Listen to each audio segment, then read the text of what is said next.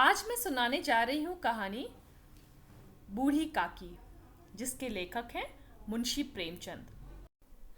आधुनिक हिंदी साहित्य में उपन्यास सम्राट के नाम से प्रसिद्ध कहानीकार प्रेमचंद की कहानी बूढ़ी काकी मानवीय करुणा की भावना से ओतप्रोत कहानी है।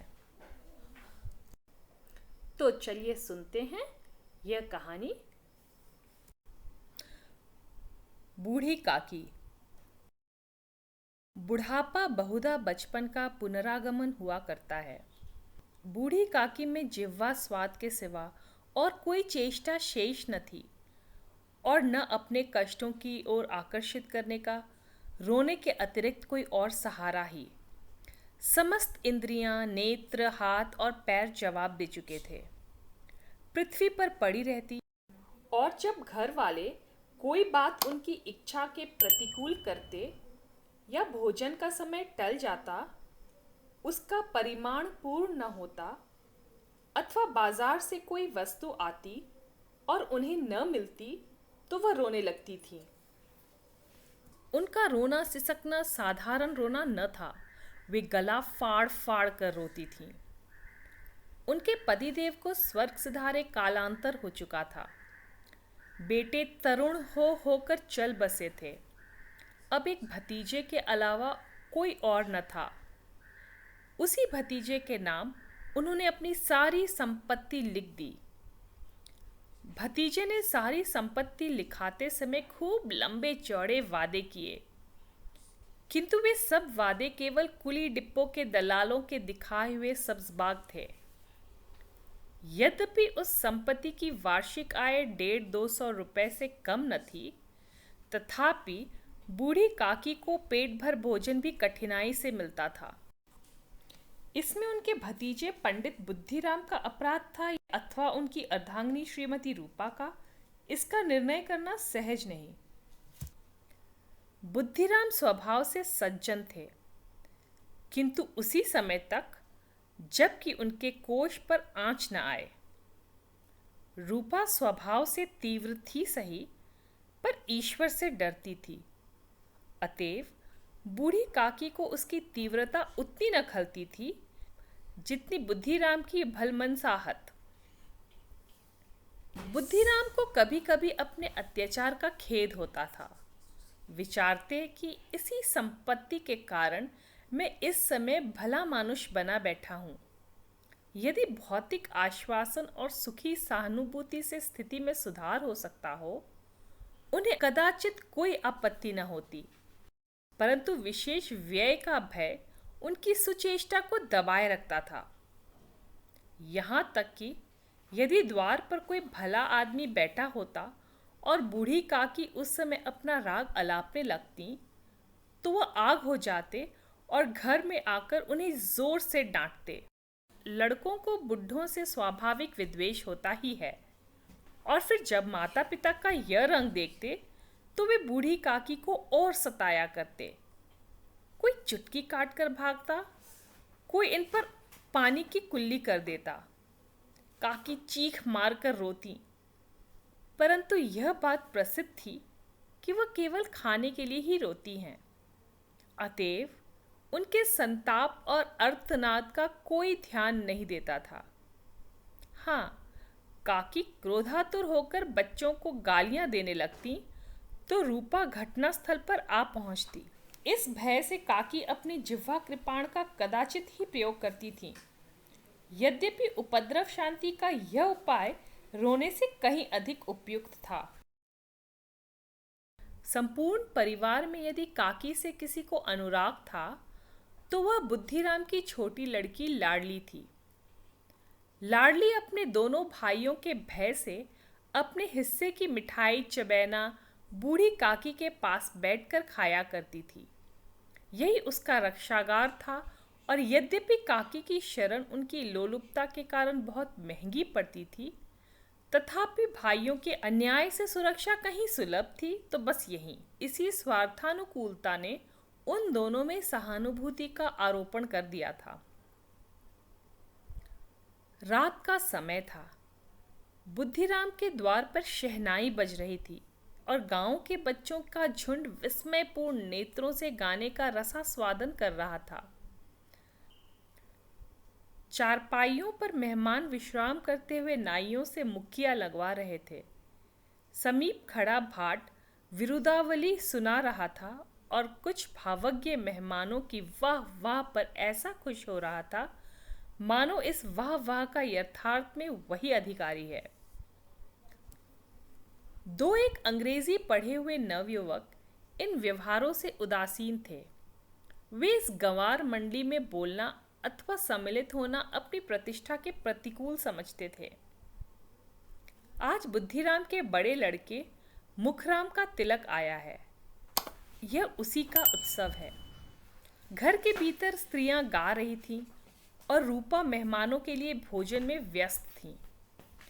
भटियों पर कढ़ा चढ़ रहे थे। एक में पूड़ियाँ कचौड़ियाँ निकल रही थीं, दूसरे में अन्य पकवान बनते थे। एक बड़े हंडे में मसालेदार तरकारी पक रही थी। घी और मसाले की क्षुधावर्धक सुगंधी चारों ओर फैली हुई थी। बूढ़ी काकी अपनी कोठरी में शोक में विचार की भांति बैठी हुई थी। यह स्वाद मिश्रित सुगंधी उन्हें बेचैन कर रही थी। वे मन ही मन विचार कर रही थीं, संभवतः मुझे पूड़ियाँ न मिलेंगी। इतनी देर हो गई, कोई भोजन लेकर नहीं आया। मालूम होता है सब लोग भोजन कर चुके हैं, मेरे लिए कुछ न बचा। यह सोचकर उन्हें रोना आया, परंतु अपशकुन के भय से वह रो न सकी। आहा, कैसी सुगंधी है! अब मुझे कौन पूछता है? जब रोटियों के ही लाले पड़े हैं, तब ऐसे भाग्य कहाँ कि भरपेट पूड़ियाँ मिले। यह विचार कर उन्हें रोना आया। कलेजे में हूक सी उठने लगी, परंतु रूपा के भय से उन्होंने फिर मौन धारण कर लिया। बूढ़ी काकी देर तक इन्हीं दुखदायक विचारों में डूबी रहीं। घी और मसालों की सुगंधी रह रह कर मन को आपे से बाहर किए देती थी। मुंह में पानी भर भर आता था। पूड़ियों का स्वाद स्मरण करके हृदय में गुदगुदी होने लगती थी। किसे पुकारूं? आज लाडली बेटी भी नहीं आई। दोनों छोकरे सदा दिक किया करते हैं, आज उनका भी कहीं पता नहीं। कुछ मालूम तो होता कि क्या बन रहा है। बूढ़ी काकी की कल्पना में पूड़ियों की तस्वीर नाचने लगी। खूब लाल लाल फूली फूली नरम नरम होंगी। रूपा ने भली भांति भोजन किया होगा। कचौड़ियों में अजवाइन और इलायची की महक आ रही होगी। एक पूड़ी मिलती तो जरा हाथ में लेकर देखती। क्यों न चलकर कढ़ा के सामने ही बैठूं? पूड़ियां छन छन कर तैयार हो रही होंगी।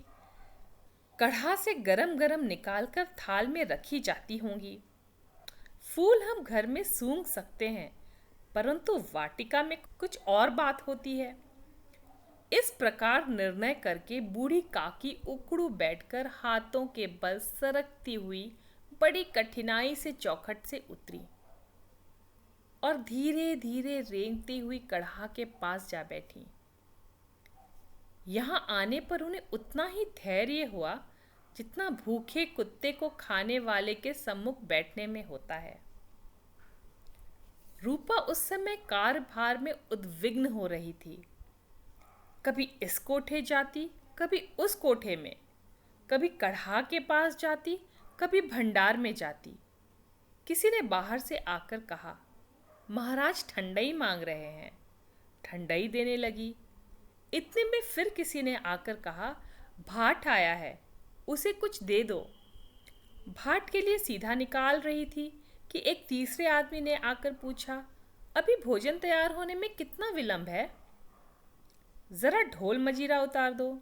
बेचारी अकेली स्त्री दौड़ते दौड़ते व्याकुल हो रही थी, झुंझलाती थी, कुढ़ती थी, परंतु क्रोध प्रकट करने का अवसर न पाती थी। भय होता कहीं पड़ोसिनी यह न कहने लगे कि इतने में उबल पड़ी। प्यास से स्वयं कंठ सूख रहा था। गर्मी के मारे फूकी जाती थी। परंतु इतना अवकाश न था कि जरा पानी पी ले अथवा पंखा लेकर झले। यह भी खटकता था कि जरा आंख हटी और चीजों की लूट मची। इस अवस्था में उसने बूढ़ी काकी को कढ़ा के पास बैठी देखा तो जल गई। क्रोध न रुक सका। इसका भी ध्यान न रहा कि पड़ोसी ने बैठी हुई हैं, मन में क्या कहेंगी। पुरुषों में लोग सुनेंगे तो क्या कहेंगे। जिस प्रकार मेढक केचुए पर झपटता है, उसी प्रकार वह बूढ़ी काकी पर झपटी और उन्हें दोनों हाथों से झटक कर बोली, ऐसे पेट में आग लगे, पेट है या भाड़। कोठरी में बैठते हुए क्या दम घुटता था। अभी मेहमानों ने नहीं खाया, भगवान को भोग नहीं लगा, तब तक धैर्य न हो सका। आकर छाती पर सवार हो गई। जल जाए ऐसी जीभ। दिन भर खाती न होती तो न जाने किसकी हांडी में मुंह डालती। गांव देखेगा तो कहेगा कि बुढ़िया पेट भर खाने को भी नहीं पाती, तभी तो इस तरह मुंह बाए फिरती है। डायन न मरे न माचा छोड़े, नाम बेचने पर लगी है, नाक कटवा कर दम लेगी। इतना ठूंसती है, न जाने कहाँ भस्म हो जाता है। भला चाहती हो तो जाकर कोठरी में बैठो, जब घर के लोग खाने लगेंगे तब तुम्हें भी मिलेगा। तुम कोई देवी नहीं हो, चाहे किसी के मुंह में पानी न जाए, परंतु तुम्हारी पूजा पहले ही हो जाए। बूढ़ी काकी ने सिर उठाया, न रोई न बोली, चुपचाप रेंगती हुई कोठरी में चली गई। आवाज ऐसी कठोर थी कि हृदय और मस्तिष्क की संपूर्ण शक्तियां, संपूर्ण विचार और संपूर्ण भार उसी ओर आकर्षित हो गए थे। नदी में जब कगार का कोई वृहद खंड कटकर गिरता है तो आसपास का जल समूह चारों ओर से उसी स्थान को पूरा करने के लिए दौड़ता है। भोजन तैयार हो गया है। आंगन में पत्तलें पड़ गईं। मेहमान खाने लगे। स्त्रियों ने जेवनार गीत गाना आराम कर दिया। मेहमानों के नाई और सेवक गण भी उसी मंडली के साथ किंतु कुछ हटकर भोजन करने बैठे थे। परंतु सभ्यता अनुसार जब तक सब के सब न खा चुके हों, कोई उठ नहीं सकता था। दो एक मेहमान जो कुछ पढ़े लिखे थे, सेवकों के दीर्घ आहार से झुंझला रहे थे। वे इस बंधन को व्यर्थ और बेकार की बात समझते थे। बूढ़ी काकी अपनी कोठरी में जाकर पश्चाताप कर रही थी कि मैं कहाँ से कहाँ आ गई। उन्हें रूपा पर क्रोध नहीं था, अपनी जल्दबाजी पर दुख था। सच ही तो है, जब तक मेहमान लोग भोजन न कर चुकेंगे, घर वाले कैसे खाएंगे। मुझसे इतनी भी देर न रहा गया। सबके सामने पानी उतर गया। अब जब तक कोई बुलाने नहीं आएगा, नहीं जाऊंगी। मन ही मन इस प्रकार का विचार कर वह बुलाने की प्रतीक्षा करने लगी। परंतु घी की रुचिकर सुवास बड़ी धैर्य परीक्षक प्रतीत हो रही थी। उन्हें एक एक पल एक एक युग के समान मालूम होता था। अब पत्तल बिछ गई होगी, अब मेहमान आ गए होंगे, लोग हाथ पैर धो रहे हैं, नाई पानी दे रहा है, मालूम होता है लोग खाने बैठ गए, जेवनार गाया जा रहा है। यह विचार कर वह मन को बहलाने के लिए लेट गई। धीरे धीरे एक गीत गुनगुनाने लगी। उन्हें मालूम हुआ कि मुझे गाते देर हो गई। क्या इतनी देर तक लोग भोजन कर रहे होंगे? किसी की आवाज़ सुनाई नहीं देती। अवश्य ही लोग खा पीकर चले गए, मुझे कोई बुलाने नहीं आया। रूपा चिढ़ गई है। क्या जाने न बुलाए, सोचती हो कि आप ही आवेंगी, वह कोई मेहमान तो नहीं जो उन्हें बुलाऊं। बूढ़ी काकी चलने को तैयार हुई। यह विश्वास कि 1 मिनट में पूरियां और मसालेदार तरकारियां सामने आएंगी उनकी स्वादेंद्रियों को गुदगुदाने लगा। उन्होंने मन में तरह तरह के मंसूबे बांधे। पहले तरकारी से पूड़ियाँ खाऊंगी, फिर दही और शक्कर से।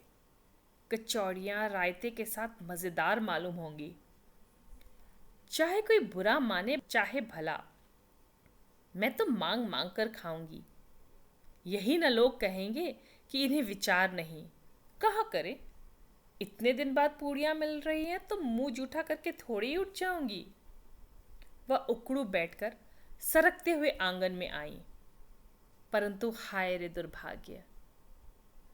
अभिलाषा ने अपने पुराने स्वभाव के अनुसार समय की मिथ्या कल्पना की थी। मेहमान मंडली अभी बैठी हुई थी। कोई खाकर उंगलियां चाटता था, कोई तिरछे नेत्रों से देखता था कि और लोग भी खा रहे हैं या नहीं। कोई इस चिंता में था कि पत्तल पर पूड़ियां छूटी जाती हैं, किसी तरह इन्हें भीतर रख लेता। कोई दही खाकर चटकारता था, परंतु दूसरा दोना मांगते संकोच करता था कि इतने में बूढ़ी काकी रेंगती हुई उनके बीच में आ पहुंची। कई आदमी चौंक कर उठ खड़े हुए, पुकारने लगे, अरे ये बुढ़िया कौन है? कहाँ से आ गई? देखो किसी को छू न दे। पंडित बुद्धिराम काकी को देखते ही क्रोध से तिलमिला गए।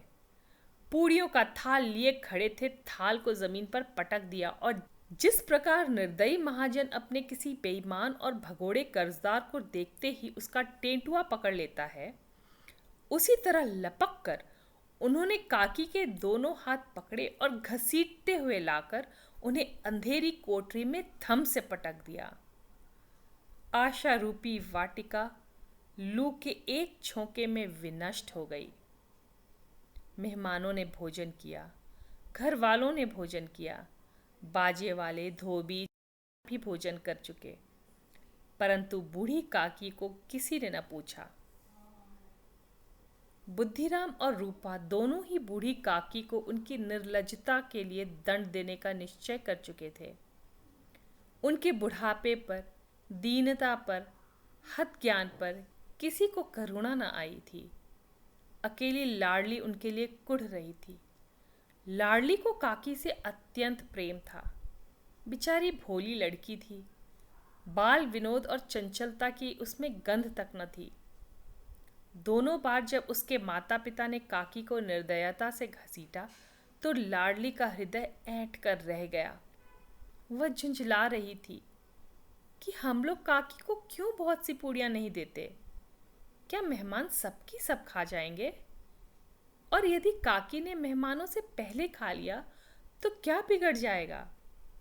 वह काकी के पास जाकर उन्हें धैर्य देना चाहती थी, परंतु माता पिता के भय से न जाती थी।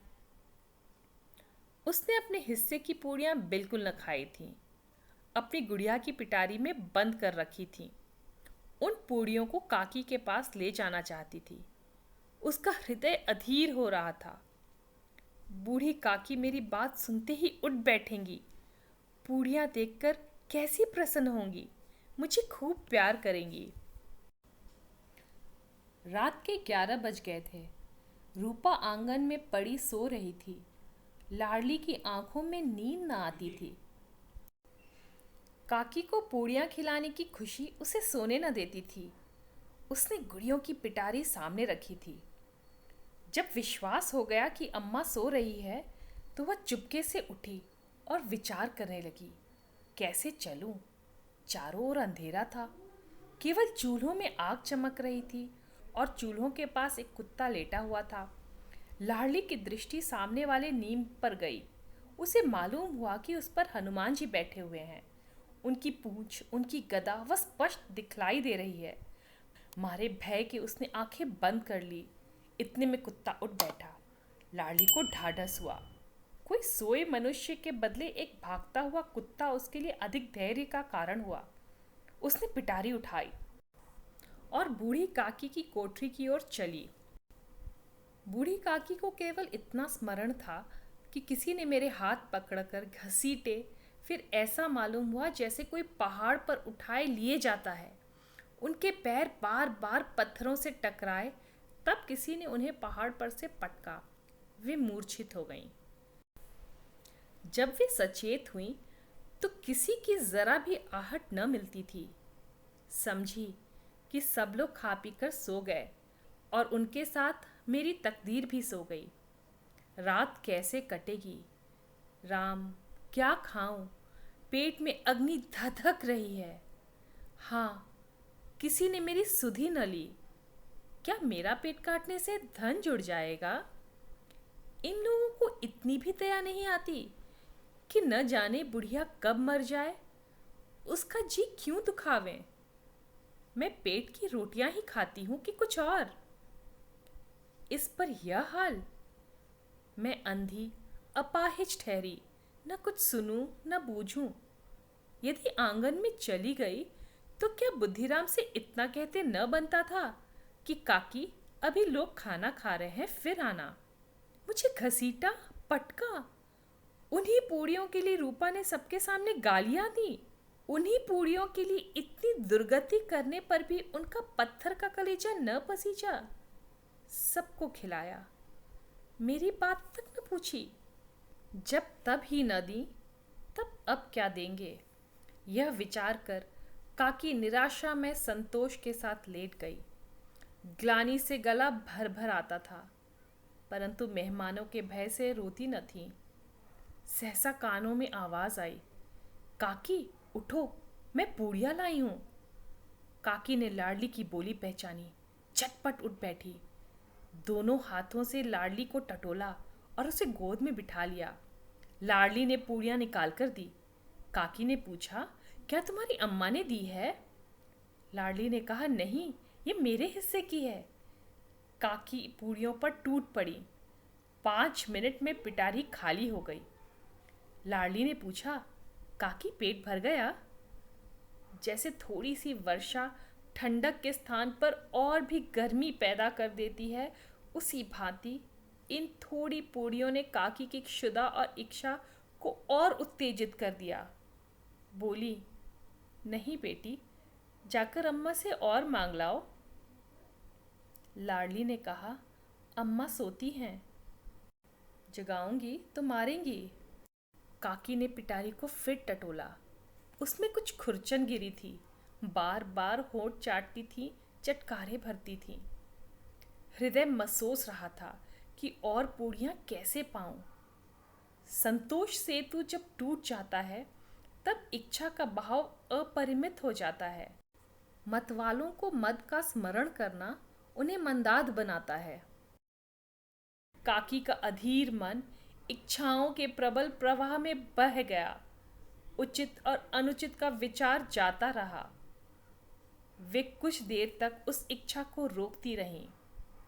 सहसा लाडली से बोली, मेरा हाथ पकड़कर वहां ले चलो जहां मेहमानों ने बैठकर भोजन किया है। लाडली उनका अभिप्राय समझ न सकी। उसने काकी का हाथ पकड़ा और ले जाकर जूठे पत्तलों के पास बिठा दिया। दीन, क्षुधातुर, हत ज्ञान बुढ़िया पत्तलों से पूड़ियों के टुकड़े चुन चुनकर भक्षण करने लगी। ओह, दही कितना स्वादिष्ट था, कचौड़ियाँ कितनी सलोनी, खस्ता कितने सुकोमल। काकी बुद्धिहीन होते हुए भी इतना जानती थी कि मैं वह काम कर रही हूँ जो मुझे कदापि न करना चाहिए। मैं दूसरों की जूठी पत्तल चाट रही हूँ। परंतु बुढ़ापा तृष्णा रोग का अंतिम समय है, जब संपूर्ण इच्छाएं एक ही केंद्र पर आ लगती हैं। बूढ़ी काकी का यह केंद्र उनकी स्वादेंद्रिय थी। ठीक उसी समय रूपा की आंख खुली। उसे मालूम हुआ कि लाडली मेरे पास नहीं है। वह चौंकी, चारपाई के इधर उधर ताकने लगी, कहीं नीचे तो नहीं गिर पड़ी।